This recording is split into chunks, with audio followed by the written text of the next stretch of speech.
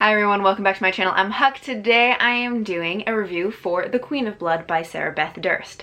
So this is the first book in the Queens of Renthia series, and we're following our main character Delena. She lives in this world where there are nature spirits, but the nature spirits want to kill humans. There are people in this world who have the ability to control these nature spirits, and the most powerful of those people becomes the Queen of Renthia, and the queen then has dominion over these spirits and controls them to protect people. And all of the other people who also have this ability to control the spirits then become heirs to the throne, and they are also helping to protect the country as well.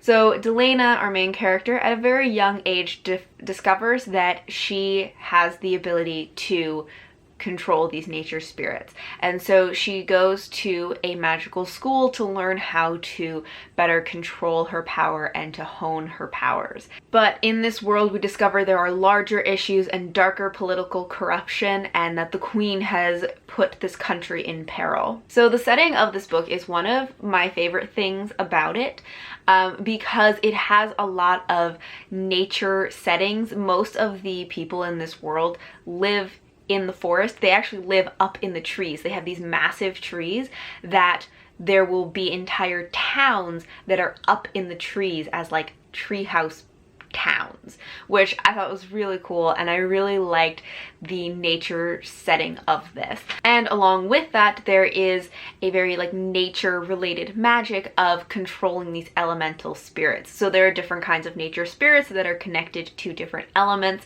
So there are like wood spirits and water spirits and fire spirits. So it created an interesting kind of magic because the people in this world couldn't do direct magic, like you can't like throw a fireball, but they're able to do magic through manipulation of these spirits, so they could control a fire spirit to set something on fire. Although the magic system was not especially well defined. It had an interesting concept, but we didn't get a lot of information about the magic system. Some of the story is also set in this magic school that Delena attends. It's not a huge part of the book, but there is a section of it where she is in a magic school. I know a lot of people really love magic schools, so that is an element to this story as well. Although I personally would have liked to have more of the magic school setting. Usually I'm not a person who like especially cares for magic schools as a setting, but I felt like we didn't spend enough time there. I felt like we didn't see enough of her developing her skills and honing her skills there, and I think that there was a lot more potential for what we could have explored about this world, about this magic, about these characters, specifically through this setting of the magic school. Also, while she's at the magic school, we skip a lot of time. We see her entering the magic school, her beginning her time there, and then we see just like the end of her time at this magic school. So in that way, it ends up making it feel like that time didn't even happen. We didn't get to see a large portion of her life where she was developing as a person and as a character, and I would have liked to see more about who she is and how she has grown up and what kinds of classes and experiences have shaped her as a person. She is a character who is not the most powerful. She is actually relatively weak in her powers compared to the other girls who are at this school. But she is very clever, she's quick thinking, she's observant, and she's good at thinking her way around things and working with the environment that she has. So she has other qualities that kind of compensate for that and make her able to keep up with the other students. But again, I would have liked to see more about that. I would have liked to see more about what does she learn, what are the other ways that she's had to compensate for the fact that she's not as powerful as some of the other girls at this school. But I did like that element of her character, that she wasn't obviously the most powerful or the kind who's like, oh, they don't think they're very powerful, but then suddenly they're the most powerful of everybody. I mean, maybe later on in the series she'll be one of those characters, but at this point I thought she was interesting that she was not the most powerful character. As I said, a lot of the setting of this is set in like a forest, and there are some like dark elements to this forest and these spirits. The spirits are malicious. They are trying to kill humans. And going into this, I was like really on board for like murdery nature spirits. I was like, yes, I want that. I want like dark, creepy, naturey spirits that, you know, go after people.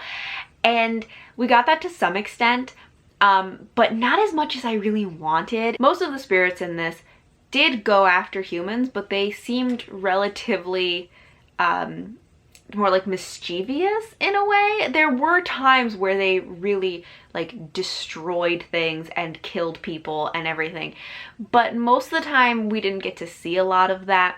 There were a couple of spirits that were pretty creepy and kind of reminded me of those little girls from, is it The Shining? The one where it's the twins who are holding hands and they're like, come play with us. So there were some spirits that kind of reminded me of that, and they were very creepy. They were a very small part of this, and I kind of wish that either they had been a larger part of the story, or that there had just been more spirits that were on that level of being like really creepy. So I think this had some hints of really good elements to it, but I don't think that it really took them as far as it could have. A lot about this story feels very like standard basic fantasy story, and there's nothing wrong with that, but it just, the story itself felt very like a lot of things that have been done before. The thing that I think would have really set this apart and made it really different or interesting would have been like using that magic system that it has set up of these nature spirits and really leaning into that and making them much more like a part of the story, making it much darker and creepier. In the story, there is also a romance, which I both liked and did not like. I liked the love interest. I liked their relationship, like the fact that they got together. I didn't really like the way that it was done. So it was both expected and also rushed. Like, I could definitely tell where this relationship was going, that these two characters were going to get together, and that's totally fine. But it felt like it happened too quickly and then was just kind of brushed to the side and was like, all right, they're together. That's it. Like, that's it. They're together now. And I wanted more interaction, more development. And I think that that is a similar issue that I had with a lot of this book, is that I think a lot of it felt kind of rushed and a lot of it felt very surface level.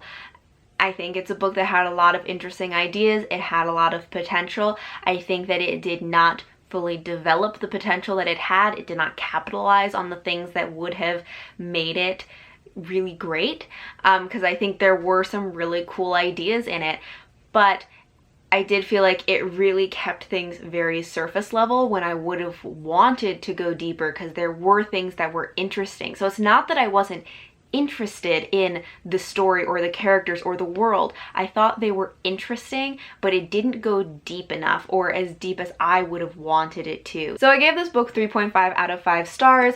I am interested in reading the second one. I'm not super like running to get it, running to read it, but I'm intrigued enough that I am willing to give it a try, so I'll get to it eventually. I said this in my wrap up also, but if you've read this series or even just read the second book of this, let me know, and let me know if it's interesting, if it develops the characters or the world or the plot or the magic or anything more, and is the second book worth reading, because I am interested in it, but I'm not sure if I'm like super excited to like run out and read it. So that is all for my review of The Queen of Blood by Sarah Beth Durst. Thank you all for watching, and until next time, bye!